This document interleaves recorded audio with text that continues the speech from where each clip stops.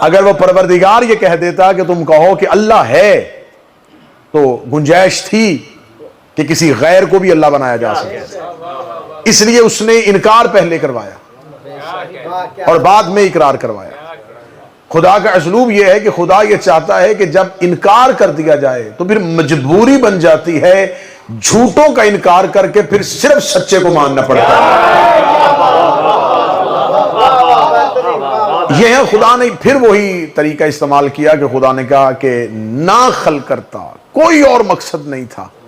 اب جب خدا نے کلمہ حصر بیان کر دیا ہے تو اس کا مطلب یہ ہے کہ انسان کی خلقت کا ایک ہی مقصد ہے، صرف ایک ہی مقصد ہے، اس کی عبادت۔ اور صرف انسان نہیں، جنات کی خلقت بھی صرف ایک وجہ سے ہوئی ہے کہ اللہ اپنی صرف اور صرف عبادت چاہتا ہے۔ یہ اتنی مضبوط آیت ہے کہ یہ نماز کی باقاعدگی کے لیے بچوں کو سکھائی جاتی ہے۔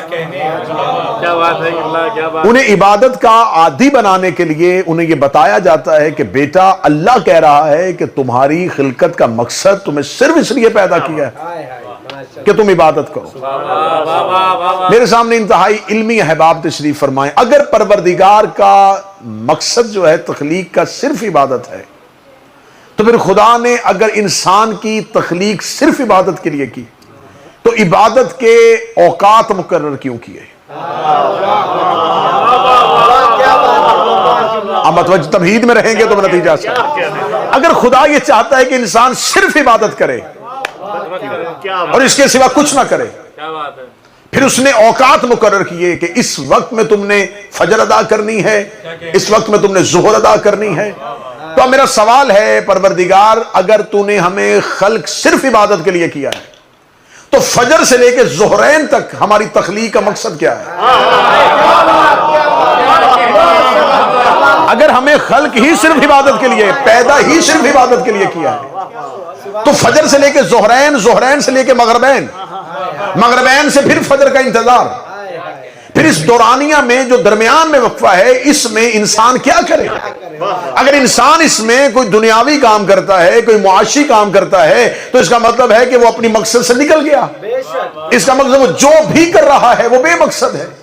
خلق ہمیں صرف عبادت کے لیے کیا ہے اور ہم سے چاہتا یہ ہے کہ ہمیں خلق عبادت کے لیے کیا ہے لیکن ہمیں روزگار بھی کمانا ہے، ہمیں گھر بھی چلانا ہے، ہمیں معاشی ذمہ داریاں بھی پوری کرنی ہے۔ تو میرے مالک تو کہہ دیتا کہ میں نے تمہیں خلق کیا ہے تاکہ تم دن کے ان اوقات میں میری عبادت کر سکو، تو کہہ رہا ہے کہ میں نے تمہیں خلق ہی نہیں کیا صرف اس لیے کہ تم میری عبادت کر سکو۔ اس کا مطلب ہے کہ خدا جو تقاضا کر رہا ہے بندے اسے عبادت سمجھ نہیں رہے۔ تقاضائے پروردگار اور ہے، تقاضائے پروردگار اور ہے۔ کتنا فرق آ گیا ہے خالق کی طلب میں اور مخلوق کی رصد میں۔ خدا چاہتا کچھ ہے اور مخلوق بھیج کچھ اور رہی ہے۔ اگر بات سمجھ میں آئے تو پھر آپ نے زحمت فرمانی ہے۔ خدا یہ چاہتا ہے کہ انسان صرف عبادت کرے، اور اگر ہمیں صرف عبادت کرنی ہے تو اس کا مطلب ہے کہ پھر معنی عبادت ہم تک نہیں پہنچا۔ پھر لفظ عبادت سے تو ہم واقف ہیں لیکن معنی عبادت سے واقف نہیں ہیں۔ اس کا مطلب خدا جو ہر لمحہ چاہ رہا ہے وہ عبادت کوئی اور ہے، خدا جسے ہر لمحہ چاہ رہا ہے وہ عبادت کوئی اور ہے۔ میں یہ نہیں کہہ رہا کہ یہ پنجگانہ نماز عبادت نہیں ہے، یہ بھی عبادت ہے لیکن تقاضائے پروردگار کچھ اور ہے۔ خدا جو چاہ رہا ہے وہ کچھ اور ہے۔ وہ کون سی عبادت ہے جو ہر لمحہ کی جا سکتی ہے؟ وہ کون سی عبادت ہے جو ہر لمحے ہو سکتی ہے؟ کیونکہ نماز کے اوقات مقرر ہیں، رمضان 30 دنوں کے لیے آتا ہے، حج 1 دن کے لیے کیا جاتا ہے، زکوٰۃ سال میں 1 دفعہ دی جاتی ہے۔ مجھے علماء کرام وہ عبادت لا کے بتائیں کہ ایسی ایک عبادت ہے جو انسان اٹھتے بھی کر سکتا ہے، بیٹھتے بھی کر سکتا ہے، سوتے بھی کر سکتا ہے، جاگتے بھی کر سکتا ہے۔ اس کا مطلب ہے جو عبادت ہر لمحہ ہو سکتی ہے وہی مقصد تخلیق ہے، اسی کے لیے انسان کو خلق کیا ہے۔ لوگوں کی آنکھیں کھلی رہ جاتی اگر وہ عبادت کے مقصد کو پہنچ سکتے، اس لیے رسول نے کہا تھا حب علی علی والا۔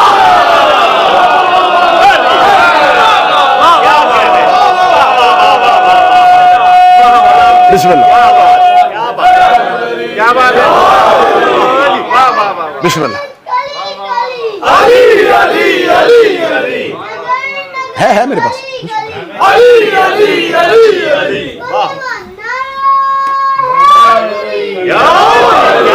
متوجہ صاحب بسم اللہ سر. بسم اللہ سر. وہ عبادت جو ہر لمحہ کی جا سکتی ہے. محبت کے اوقات نہیں ہوتے. محبت کے لیے آنکھیں کھولنے کی ضرورت بھی نہیں ہوتی. محبت سوتے بھی کی جا سکتی ہے. محبت جاگتے بھی کی جا. اور حب علی، رسول نے فرمایا علی کی محبت ثواب نہیں، عبادت ہے. اور خدا کہہ رہا ہے کہ میں نے اسی عبادت کے لیے صرف انسان نہیں جنات کو بھی خلق کیا.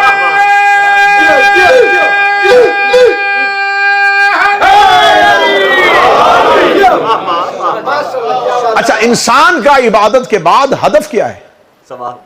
انسان عبادت اس لیے کر رہا ہے کہ مجھے اللہ اجر دے تاکہ میں جنت میں جا سکوں.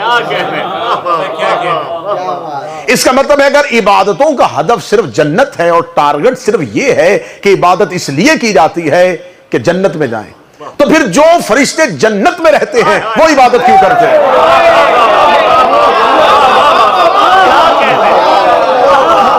جو ملائکہ رہتے ہی جنت میں ہیں،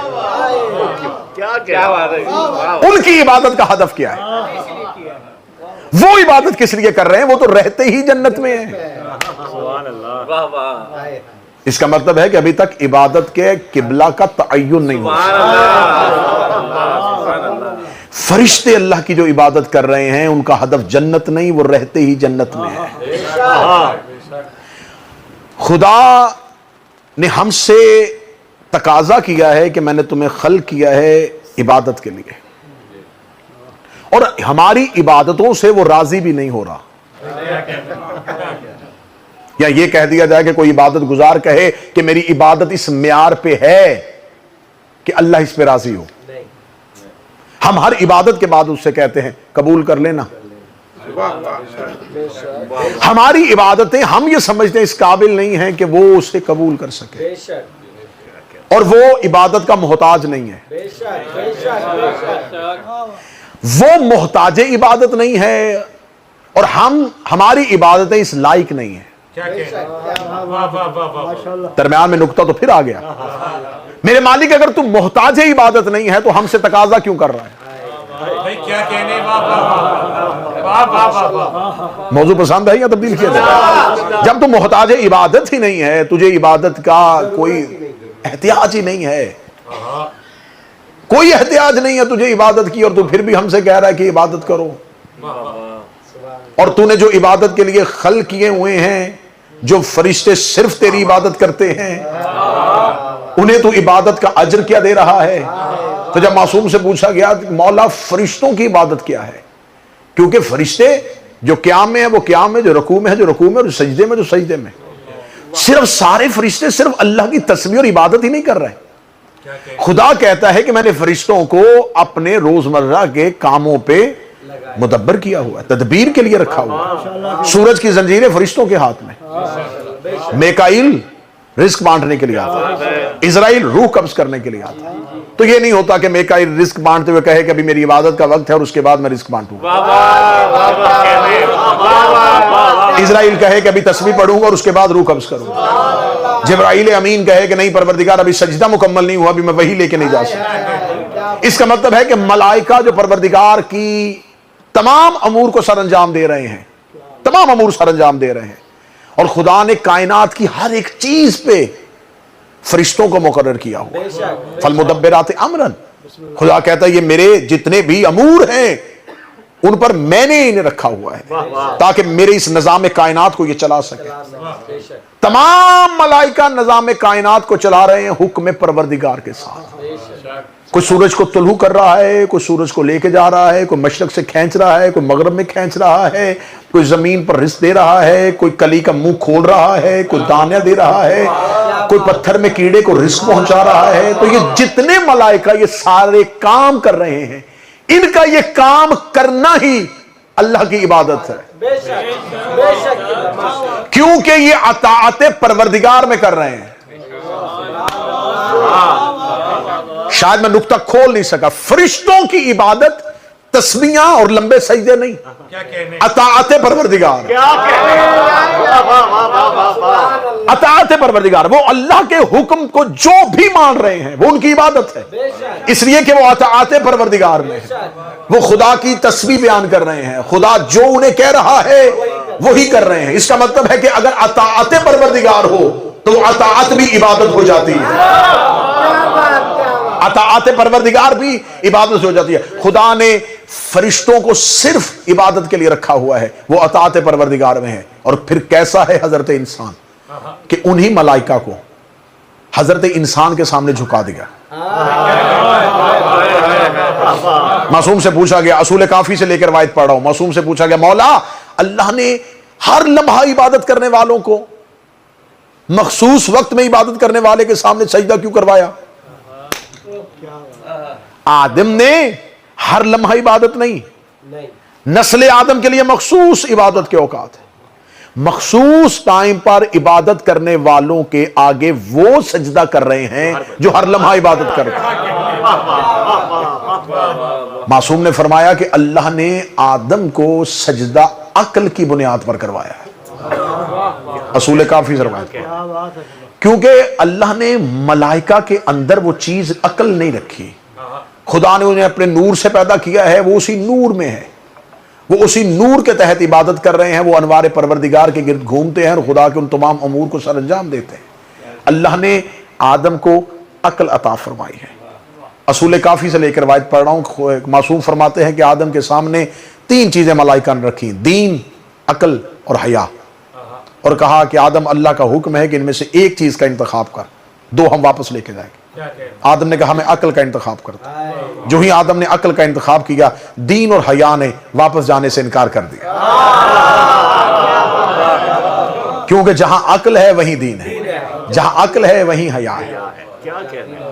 8ویں شہنشاہ سے ایک روایت پڑھتا ہوں، معصوم سے پوچھا گیا تھا، کسی شخص نے مامون رشید کا دربار تھا، مامون رشید سے کسی نے سوال پوچھ لیا تھا کہ عقل کیا ہے۔ مامون رشید نے اپنے علماء کو دربار میں بلایا اور ان سے پوچھا کہ بتاؤ یہ یونانی فلاسفر پوچھ رہا ہے کہ عقل کیا ہے۔ انہوں نے کہا کہ اچھائی اور برائی میں تمیز کا نام عقل ہے، جو اچھے اور برے میں تمیز کرے اس کا نام عقل ہے۔ اس نے کہا میں اس سوال سے مرغوب نہیں ہوا، یہ سوال قابل قبول نہیں ہے، جواب قابل قبول نہیں ہے کہ اچھائی اور برائی میں تمیز کرنا عقل ہے۔ یقیناً اگر میں ممبر سے سوال کرتا کہ عقل کسے کہتے ہیں تو مجمع کی میجورٹی اس جواب کو تسلیم کرتی کہ اچھائی اور برائی میں تمیز کرنے کا نام عقل ہے۔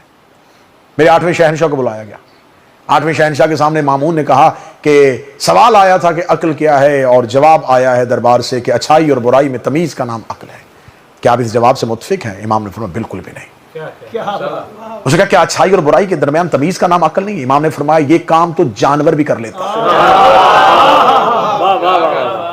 کیسے جانور کر لیتا ہے؟ فرمایا کہ اگر گھوڑے کے آگے چارہ رکھو گے تو وہ اچھا چارہ کھائے گا، برا نہیں کھائے گا۔ یہ تو کام گدھا بھی کر سکتا ہے، یہ کام گھوڑا بھی کر سکتا ہے، یہ کام تو بھیڑ اور بکری بھی کر سکتی ہے کہ وہ اچھی جگہ پہ بیٹھے گی، بری پہ نہیں بیٹھے گی، اچھا چارہ کھائے گی، برا نہیں کھائے گی، اچھی جگہ سے پانی پیے گی، بری جگہ سے نہیں پیے گی۔ یہ عقل تو جانور میں بھی ہے۔ اچھائی اور برائی میں تمیز کرنے کا نام عقل نہیں۔ امام نے فرمایا 2 اچھائیوں کے درمیان تمیز کا نام عقل ہے۔ آیا 2 اچھائیوں کے درمیان تمیز کرنے کا نام عقل ہے، 2 نیکیوں کے درمیان تمیز کرنے کا نام عقل ہے، کہ انسان اپنے عقل کے معیار میں سوچے کہ ان میں سے زیادہ اچھی چیز کون سی ہے، اس میں زیادہ بہتر نیکی کون سی ہے۔ امام نے جواب دیا، ابا سلت کی آواز آئی، واہ فرزند رسول، کتنا اچھا جواب دیا، کتنا بہترین جواب دیا۔ امام نے ابا سلت کا ہاتھ پکڑا، دربار سے باہر لے گئے۔ دربار سے باہر جا کے جب بازار میں ابا سلت اور امام رضا اکیلے رہ گئے، امام نے فرمایا اے ابا سلت میں تمہیں بازار میں اس لیے لے کے آیا ہوں، یہ جواب ان کے لیے تھا، تیرے لیے نہیں تھا، یہ جواب ان لوگوں کے لیے تھا، تیرے لیے نہیں تھا۔ مولا میرے اور ان کے جواب میں فرق کیوں؟ فرمایا وہ عوام ہے، تو خواص ہے، تو ہمارے خاص شیعوں میں سے ہے۔ اس نے کہا مولا پھر عقل کسے کہتے ہیں؟ فرمایا ہماری معرفت رکھنا اسے عقل کہتے ہیں، جو ہماری پہچان کرے اس کا نام عقل مند وہ ہے جو علی کو پہچان۔ اتنے اماموں کی بھیڑ میں وہ علی کا انتخاب کرے. اور ہم بار بار میں ممبر سے اس لیے کہا کرتا ہوں کہ یقین کیجئے کہ ہم نے علی معجزات سے نہیں مانا, ہم نے رسول کو بھی معجزوں سے نہیں مانا. چاند کا 2 ٹکڑے کرنا نبی کا معجزہ نہیں, پبلک کی ڈیمانڈ ہے. کس نے کہا ہے کہ نبی چاند 2 ٹکڑے نہ کرتے تو وہ نبی نہ ہوتے؟ پبلک کی ڈیمانڈ تھی کہ چاند 2 ٹکڑے کر دیے. اور کیا کہنے بصیرت مصطفیٰ کے, نبی نے چاند کو دیکھا ہے اور وہ اتنا ارادہ مصطفیٰ کو سمجھتا تھا, اسے پتا چل گیا اترنا نہیں ٹوٹنا ہے. ہائے ہائے ہائے, صرف دیکھا ہے اور وہ ارادہ مصطفیٰ کو سمجھ گیا کہ ارادہ مصطفیٰ یہ ہے, اترنے کا حکم نہیں, ٹوٹنے کا حکم. چمن چمن کلی کلی علی علی علی علی, نگر نگر گلی گلی علی علی علی علی, نعرہ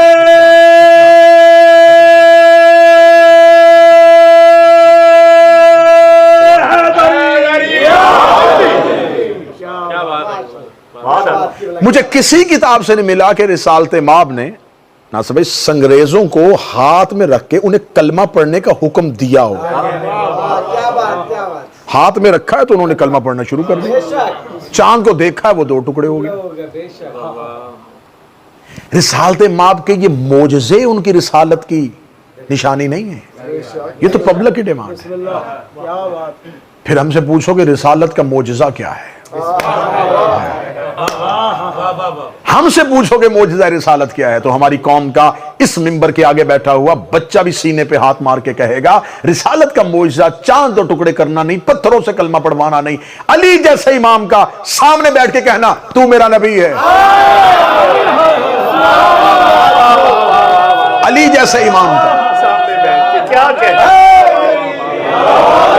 صاحب سلونی کا مصطفیٰ کے پیچھے چلنا. میں لفظ تبدیل کر کے بہتر کر کے کہتا ہوں اور ان 2 احباب سے داد چاہوں گا کہ رسول کے پیچھے وہ چلتا ہے جس کے پیچھے حق نہ چلے تو باطل ہو جاتا ہے.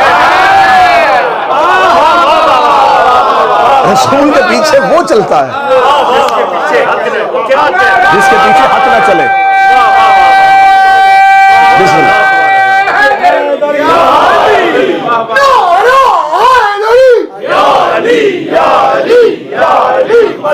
بسم اللہ. اعلان کیتا کربلائی نے اور کرنا پیا وسیع مصطفیٰ فخر کبریا دل برے انبیاء راہ برے اوصیاء نصیریوں کا خدا مددگار خلق خدا مولا علی مشکل کشا شیر خدا. ایسی آواز مکہ معظمہ تو مدینہ منورہ تو کربلا مولا تو سجی نجف اشرف تک جانی چاہیے. 5 نعرے پنجری تے سپر پاور نعرہ حیدری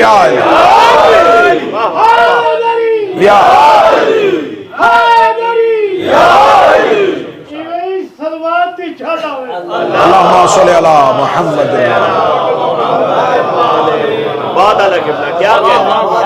معجزہ رسالت مآب یہ نہیں ہے پتھروں سے کلمہ پڑھوانا. ہم علی کو امام اس لیے نہیں مانتے کہ وہ فاتح خیبر ہے, وہ خیبر فتح نہ بھی کرتے وہ تب بھی علی ہے. وہ دعوت ذوالفقار سیرہ میں نہ بھی کھڑے ہوتے وہ تب بھی علی ہے. میں امامیہ مشن کے منبر سے معیار دے رہا ہوں اپنی قوم کا. ہم نے ان 12 کو امام اس لیے مانا ہے, دنیا چاہتی ہے ان کے مقابلے پہ لے کے آنا, نہ سلیبس کی کتابیں بدلو, نہ نصاب تبدیل کرو, نہ جھوٹے واقعات اس میں ایڈ کرو, نہ غلط راویوں کو لے کے آؤ, نہ تمہیں روایتوں کا سہارا لینا پڑے. میں مرکزی مجلس میں امامیہ مشن میں تمہیں کہہ کے جا رہا ہوں, اگر تم نے شیعوں کے 12 اماموں کے مقابلے پہ کوئی امام لے کے آنا ہے, صرف ایک شرط ہو, اس میں عیب کوئی نہ ہو. کوئی بے عیب ہے تو لے آؤ. جس میں کوئی عیب نہ ہو. کیا بات ہے. علی کا کمال یہ ہے کہ دشمن بھی علی میں عیب نہ ڈھونڈ سکتا. دشمن بھی یہ سمجھ گیا کہ علی میں عیب نہیں ہے. امام نے فرمایا اچھائی اور برائی کی تمیز کا نام عقل نہیں ہے، دو اچھائیوں کے درمیان فیصلے کرنا. اگر یہ عوامی جواب بھی ہے تو کیا کھلا ہوا جواب ہے. خواص کے لیے امام نے فرمایا ہماری پہچان کا نام عقل ہے. خدا کہتا معصوم فرماتے جس نے ہمیں پہچانا وہ عقل مند ہے. یہ 8ویں امام سے لے کے پڑھو. 8ویں شہنشاہ فرماتے ہیں کہ عقل مند وہ ہے جو ہماری معرفت رکھتا ہے. اب امام کا یہ جملہ پڑھنے کے بعد اگر میں قرآن کی اس آیت کو پڑھوں گا، خدا کہتا ہے کہ اس قرآن میں عقل والوں کے لیے بڑی نشانیاں ہیں. یہ قرآن ہے ہی عقل والوں. دو اچھائیوں کے درمیان، دو نیکیوں کے درمیان تمیز کرنے کا. چلے میں ایک مثال دے دیتا ہوں. عہد حاضر کی، حالات حاضرہ کی مثال دے رہا ہوں. جو روٹین میں چلنے والی بات ہے اس کی مثال دے رہا ہوں. مجلس ہو رہی ہو، ماتم ہو رہا ہو اور وقت نماز آ جائے، اب فیصلہ عقل پہ چھوڑ دو. کیا بات ہے. ہر صاحب عقل کو پتا ہے کہ مجھے اس لمحے کیا کرنا ہے. آپ عقلوں پہ پہرا نہ بٹھائیں. دیکھیں آپ کسی بھی چیز کو غلط طریقے سے کنٹرول کرنے کی کوشش کریں گے وہ بہت غلط ہو جائے گی، پھر وہ اپنی صحیح سمت کی طرف آئے ہی گی نہیں. ہمیں ممبر پہ میں مشکل باتیں اس لیے ممبر سے کھول کے کر دیتا ہوں کہ تاکہ عوام تک یہ باتیں نہیں پہنچیں گی تو کون پہنچائے گا. ممبر پہ ہمیں کئی دفعہ سوال آ جاتا ہے کہ آپ بتائیں کہ عزاداری افضل ہے یا نماز افضل ہے. میں نے بڑے بڑے لوگوں کو اس سوال کے جواب میں پریشان ہوتے ہوئے دیکھا ہے کہ ہم کیا کہیں. اگر ہم کہیں گے کہ عزاداری افضل ہے تو بعد میں نمازی گھیر لیں گے. اگر کہیں گے نماز افضل ہے تو امام بارگاہ کے باہر ماتمی گھیر لیں گے. چلے جواب میں امامیہ مشن میں دینے لگا ہوں اور انشاءاللہ ہر چہرے پہ خوشی آئے گی. یہ سوال ہمیشہ وہ کرتا ہے جو دونوں میں سے ایک چھوڑنا چاہتا ہے.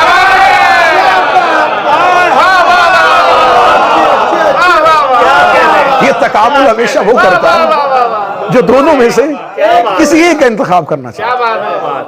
ورنہ عقل یہ فیصلہ کر سکتی ہے کہ جلوس کا ٹائم آدھے گھنٹے بعد بند ہونے والا ہے اور ہمارے ہاں نماز کے اوقات جو ہیں وہ تفصیلی ہیں. کیا بات ہے. اگر میں ابھی جلوس سے نکلوں گا تو 10 منٹ بعد جلوس تو ختم ہو جائے گا اور مجھے نماز کے لیے ابھی اول وقت اگر چلا گیا ہے تو میرے پاس نماز کا وقت باقی ہے. اور اگر کسی ایسے لمحے میں ہے کہ وہ کہہ رہا ہے کہ اب نماز کا ٹائم جا رہا ہے لیکن عزاداری پوری رات چلنی ہے تو اب وہ سارا جلوس بند نہیں کروائے گا. وہ اپنے عقل کے معیار میں سوچے گا، سجدے کا اٹھائے گا اور سائیڈ پہ کھڑا ہو کے اپنی نماز. معصوم فرماتے ہیں کہ عقل یہ ہے جو دو اچھائیوں میں تمیز کرے، دو نیکیوں میں تمیز کر سکے. خدا کہتا میں نے تمہیں خلق ہی صرف اس لیے کیا ہے تم عبادت کر سکو. آدم کو سجدہ ہوا ہے اس کی عقل کی بنیاد، اس میں عقل ہے. فرشتوں نے سجدہ کر دیا، اطاعت گزاروں نے سجدہ کر دیا ہے صاحب عقل کو. اور میں نے ابا سلت کو دیے ہوئے جواب سے امام کے نتیجہ اخذ کیا کہ امام فرماتے عقل ہے ہماری معرفت کا نام. اس کا مطلب ہے کہ آدم کو سجدہ اس کی عبادت کی بنیاد پہ نہیں ہوا، اس کی معرفت کی بنیاد پہ ہوا. نہیں میں شاید بات سمجھا نہیں سکا، مجھے پھر پیچھے آنا پڑے گا. آدم کو سجدہ وہ سجدہ کر رہے ہیں جو ہر لمحہ سجدہ کرتے ہیں. عبادت گزاروں نے اسے سجدہ کیا ہے جس نے ابھی تک ایک بھی سجدہ نہیں کیا. ہر لمحہ سجدہ کرنے والوں نے حکم پروردگار سے اسے سجدہ کیا. تمام ملائکہ کیوں جھک گئے؟ اس لیے جھک گئے انہیں پتہ چل گیا ہے، انہیں خبر ہے کہ ہماری عبادت اطاعت پروردگار میں. خدا نے پورے کا پورا دین اپنی اور اپنے رسول کی اطاعت میں بند کیا ہے. رسول جو کہہ دے وہ مان جاؤ، اور ہوا بھی یہی. رسول نے کہہ دیا جنت ہے، ہم نے مان لی. جہنم ہے، ہم ڈر گئے. قبر میں فرشتے آئیں گے، ہم نے جواب یاد کرنے شروع کر دیے. کوثر ملے گی، ہم نے کتابوں سے ذائقہ پوچھنا شروع کر دیا. کیا کہنے؟ اس کا مطلب ہے کہ دین اطاعت رسول میں ہے. رسول نے فرمایا جنت ہے، خواہش ہو گئی، جہنم ہے، ڈر پیدا ہو گیا، کوثر ہے، ہم نے ذائقہ دیکھنا شروع کر دیا، قبر ہے، ہم نے جواب ڈھونڈنے شروع کر دیے. وہ جو سب کچھ کہہ رہا ہے نا، اسی نے غدیر میں کہا تھا کہ علی میرے بعد مولا ہے.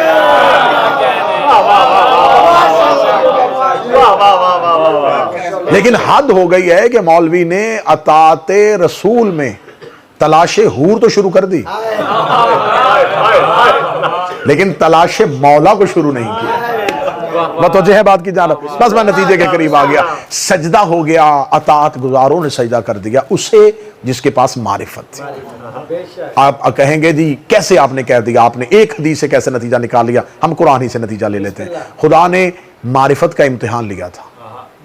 خدا نے وہیں بیٹھے بیٹھے، وہیں اسی محفل کو خدا نے ایگزامینیشن ہال بنا دیا تھا، کمرہ امتحان بن گیا تھا. خدا نے کہا اچھا اگر تمہیں سجدہ کرنے سے پہلے میں بتاؤں کہ تمہیں سجدہ کیوں کرنا ہے تو میں اب بھی امتحان لے لیتا ہوں. بتاؤ یہ اسماء حسنہ کیا ہے؟ قالوا سبحانک، فرشتوں نے کہا پاک ہے تیری ذات، لا علم الا ما علمتنا انک انت العلیم الحکیم. پاک ہے تیری ذات، ہم تو اتنا ہی جانتے ہیں جتنا تو نے پڑھایا ہے. ہائے، نہ تو نے کبھی پڑھائے نہ ہم نے کبھی پڑھے، ہمیں کیا خبر یہ کون ہے. یا آدم انبئہم باسمائہم، آدم تو بتا سکتا ہے یہ نام کن کے ہیں؟ تیرے میرے باپ آدم نے، جد انسانیت آدم نے سر اٹھایا، سر اٹھا کر تو محمود ہے، یہ محمد ہے، تو اعلیٰ ہے، یہ علی ہے، تو محسن ہے، یہ حسن ہے، تو قدیم الاحسان ہے، یہ حسین ہے. مذہب جعفریہ کی کتابوں کی ذمہ داری لے کے علم عباس کے سائے میں بیٹھ کے جملہ کہنے لگا ہوں. ایک نام ایسا آیا، آدم نے آنکھیں بند کر کے کہا یہ وہ نام ہے جسے لینے کی مجھے اجازت نہیں ہے. ادھر آدم کا سر ادب اسم فاطمہ میں جھکا.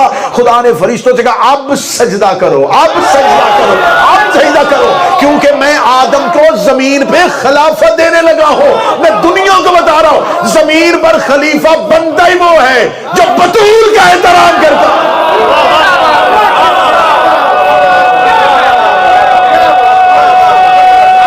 بسم اللہ. خلافت پروردگار کہتے ہیں، احترام فاطمہ. یہ معیار اللہ نے قائم کر دیا ہے. اب زمین پر جو بھی خلیفہ بنے گا اسی معیار پہ بنے گا. اب زمین پر جو بھی اللہ کا خلیفہ ہوگا اسی معیار پہ ہوگا. بیٹی کا دروازہ سمجھ کے کھڑے نہیں ہوتے تھے رسول. معیار اللہ نے ایسا قائم کر دیا تھا، معیار پروردگار ہی وہ تھا جو احترام فاطمہ کرے گا. آپ کیا سمجھتے ہیں کہ بیٹی کا گھر سمجھ کے دروازے پہ کھڑے ہوتے تھے؟ حکم پروردگار کی اطاعت. علی جیسا امام جس محدثہ سے خطبے املا کرتا ہو، وہ امیر المومنین. ہمارے گھروں میں آج نہج البلاغہ ہے. یہ نہج البلاغہ مولا امیر المومنین کے خطبات ہیں، تصنیف علی نہیں ہے، تالیف سید رضی ہے. یہ مولا علی کی تصنیف نہیں ہے، سید رضی کی تالیف ہے. سید رضی نے خطبے اکٹھے کیے اور خطبے اکٹھے کر کے کتاب بولتے علی تھے، جمع سید رضی نے کیے. اسے نہج البلاغہ کہتے ہیں. میں صدر کہوں گا، اللہ جانے کون ہی صدر کی قیمت ادا کرے گا. بولتے امیر المومنین تھے، جمع سید رضی نے کیے تو نہج البلاغہ بنی. بولتی فاطمہ تھی، جمع علی کرتے تھے، اسے مصحف فاطمہ کہتے ہیں. کیا کہنے. زمین پر خلافت پروردگار کا معیار ہے احترام فاطمہ. یہی وجہ ہے کہ میرے معصوم نے حدیث کہہ دی تھی کہ ہم مخلوقات پر حجت ہیں اور ہماری جدہ ہم پر حجت ہے. اب آپ حجت سے جو بھی معنی گرامر سے لیں گے، جو بھی معنی لغت سے لیں گے، حجت کسے کہتے ہیں؟ دلیل کو، نشانی کو. یہ زمین پر اللہ کی حجت کیوں ہے؟ کیونکہ یہ زمین پر اللہ کی نشانی ہے. اتنی واضح نشانی ہے کہ اسے یہاں آنے کی ضرورت ہی نہیں ہے.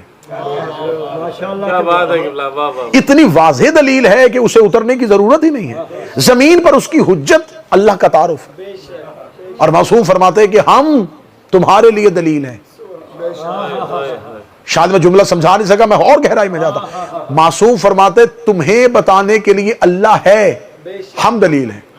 ہمیں بتانے کے لیے کہ اللہ ہے، ہماری ماں فاطمہ دلیل ہے. نعرہ تکبیر، اللہ نعرہ رسالت، نعرہ حیدری، حسینیت زندہ باد، حسینیت یزیدیت یزیدیت پاک زہرا دا دشمن تے لعنت، پاک مخدومہ دا دشمن تے لعنت، عظمت زہرا بلند تر صلوات.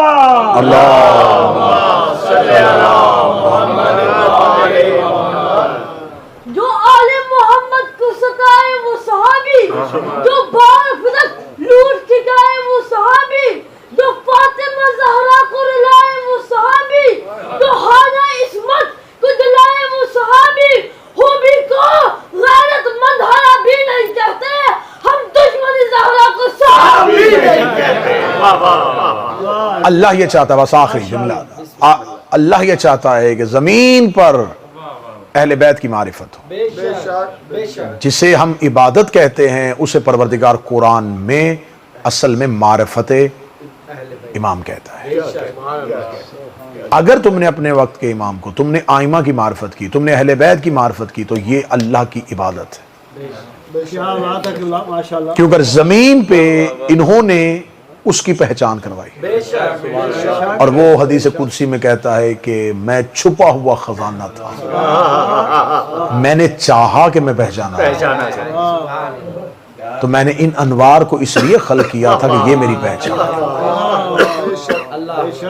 اب اللہ نے بس آخری جملے اور یہی تقریر کا محاصل ہے. وہ یہ چاہتا ہے کہ زمین پر میری عبادت ہو اور ان کی معرفت ہو، اور یہ چاہتے ہیں کہ پہچاننا ہمیں جائے، سجدہ اسے کیا جائے. یہ اپنی معرفت، وہ چاہتا ہے کہ ان کی معرفت ہو، اور یہ چاہتے ہیں کہ اس کی عبادت. اس نے عبادت کا طریقہ نہیں بتایا، انہوں نے بتایا. انہوں نے اپنی معرفت کا طریقہ نہیں بتایا، وہ اس نے بتایا. اس نے بتایا ہے کہ انہیں کیسے ماننا ہے، انہوں نے بتایا ہے کہ اسے کیسے جھکنا ہے. چلے میں اور آسان کر دیتا ہوں. وہ یہ عبادت سکھاتے رہے، وہ تعظیم سکھاتا رہا. یہ بتاتے رہے کہ عبادت کیسے کرنی ہے، وہ بتاتا رہا ان کا احترام کیسے کرنا ہے. وہ احترام سکھاتا رہا، یہ عبادت سکھاتے رہے. یہ بتاتے رہے کہ اسے کیسے راضی کرنا ہے، وہ بتاتا رہا انہیں کیسے راضی کرنا ہے. یہ عبادت سکھاتے رہے، وہ تعظیم سکھاتے رہے. امامیہ مشن میں آخری جملے ادا کر رہا ہوں. یہ عبادت پروردگار منواتے رہے، وہ احترام اہل بیت منواتا رہا. ایک جگہ پہ دونوں چیزیں اکٹھی ہو گئی. مدینے کی مسجد تھی، نبی سجدے میں تھا، عبادت ہو رہی تھی، تعظیم پشت پہ آ گئی.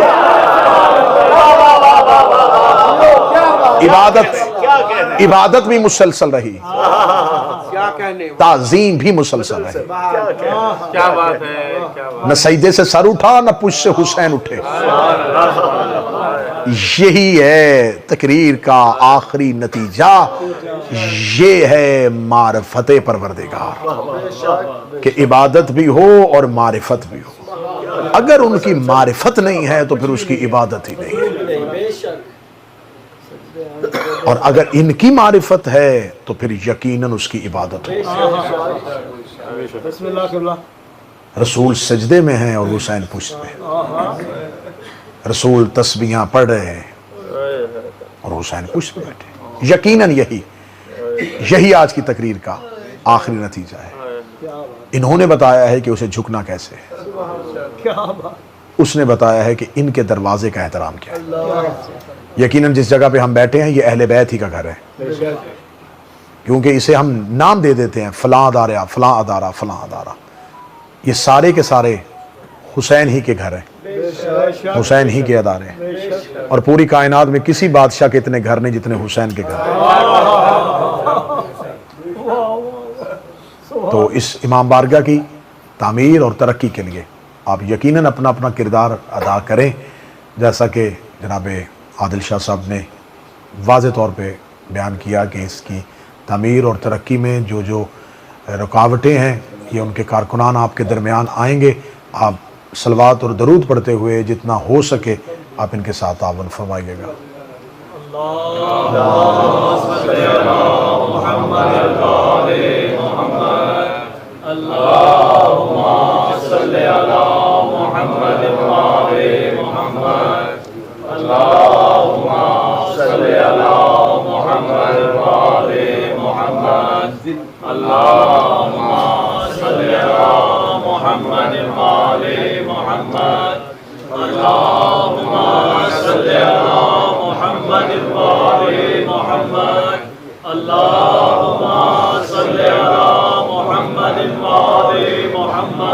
خداوند متعال اس بارگاہ کو تا ظہور سرکار ولی العصر ہمیشہ کے لیے قائم اور دائم فرمائے۔ اسی طرح سے مودت کی اذان اس بارگاہ سے ہوتی رہے۔ رسول سجدے میں حسین پشت پہ، رسول تسبیح پڑھتے رہے اور حسین پشت پہ گنتے رہے۔ 70 تسبیح رسول کی مکمل ہوئی۔ رسول نے سر نہیں اٹھایا جب تک حسین نہ اٹھے، پشت رسول سے حسین اٹھے، آواز رسول آئی، حسین تیرے احترام میں مجھے تسبیح کو طول دینا پڑا، میں نے تعداد 70 تک پہنچائی۔ حسین نے نانا کی گود میں آ کے کہا، نانا آپ نے سجدے میں سر رکھا تھا حسین کی عزت دکھانے کے لیے، حسین اس عبادت کا معیار اتنا بڑھا دے گا، نانا آپ نے 70 تسبیح پڑھی، میں 72 نہ دوں مجھے حسین۔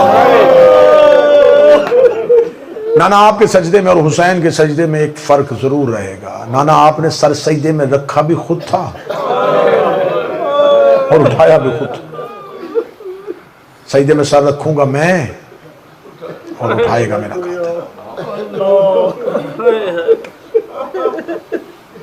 تکمیل ہو گئی خدا کے دین کی، غدیر تکمیل دین کا نام ہے، کربلا حفاظت غدیر کا نام ہے۔ پھر کربلا تو ایک صحرا تھا، اس کربلا کی پوری کہانی کو جس میں غدیر کا تحفظ تھا، اسے بچانے والی کا نام زینب۔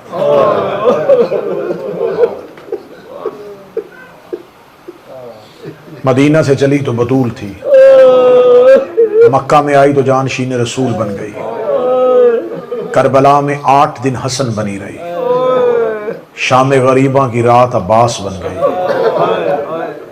11 محرم کی صبح ہوئی تو علی بن گئی۔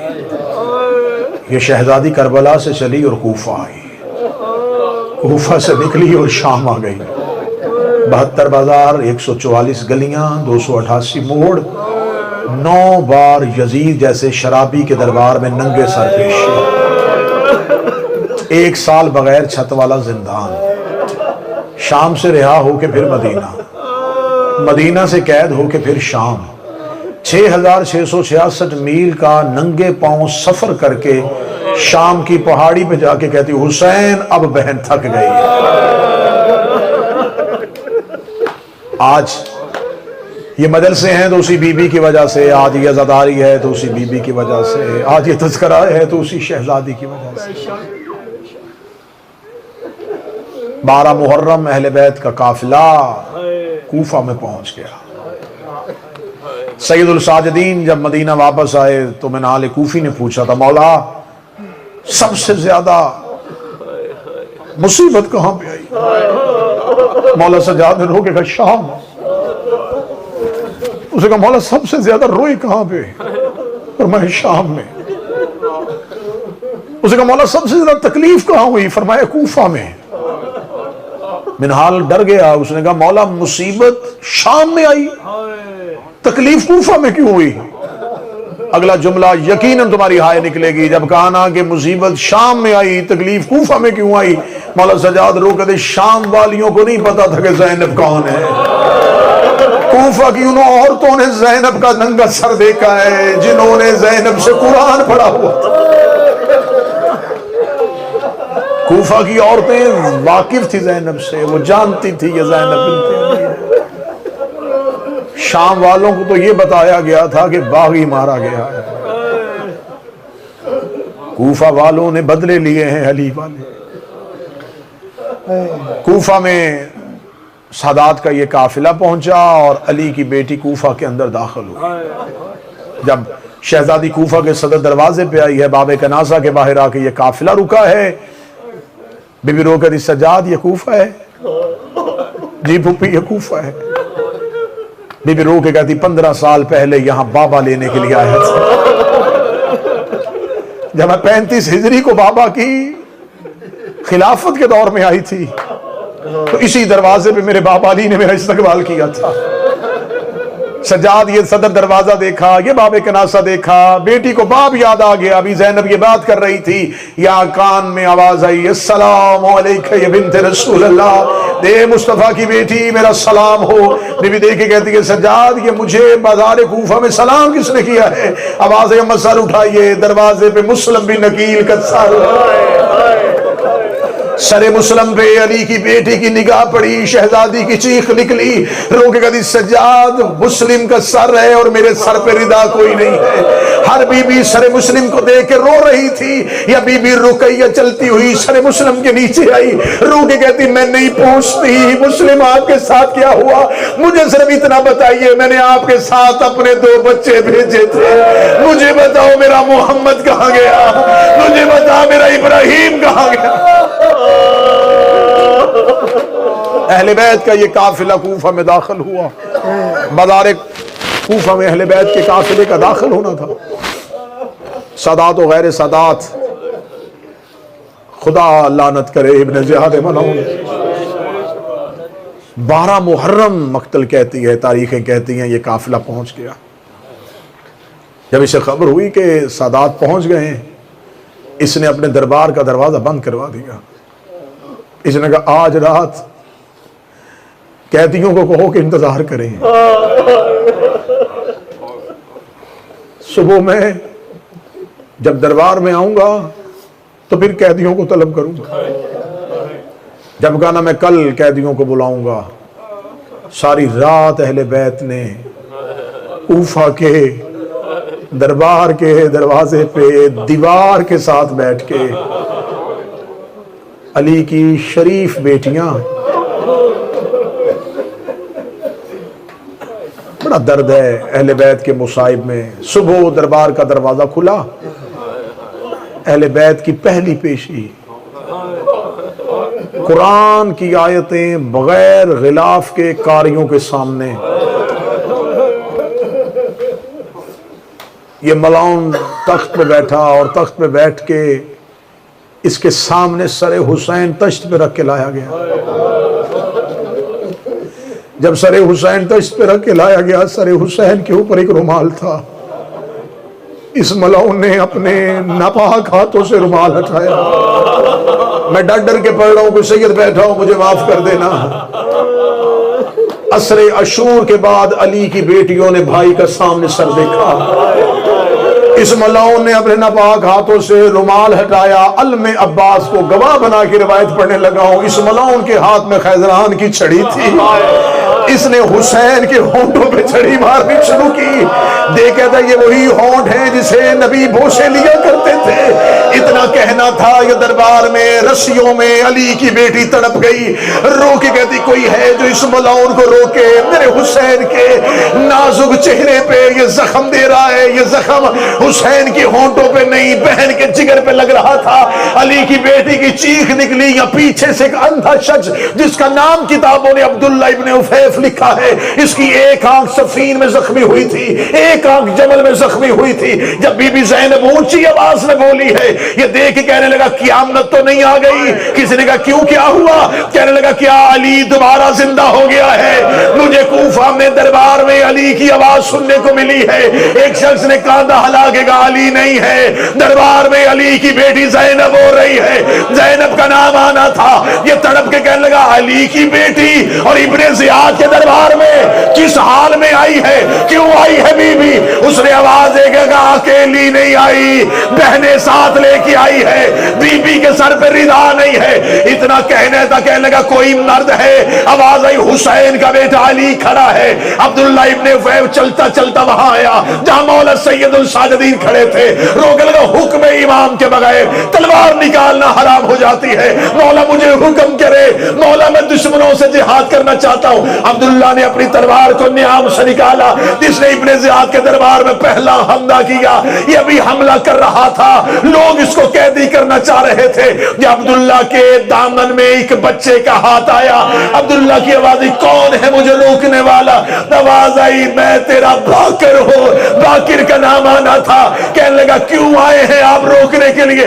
آواز آئی میرے بابا سجاد کہہ رہے ہیں عبداللہ سے کہو تلوار نیام میں رکھ لے، میری سکینہ سہم گئی ہے، میری سکینہ شام غریبہ ان تلوار اور نیزوں سے سہمی ہوئی۔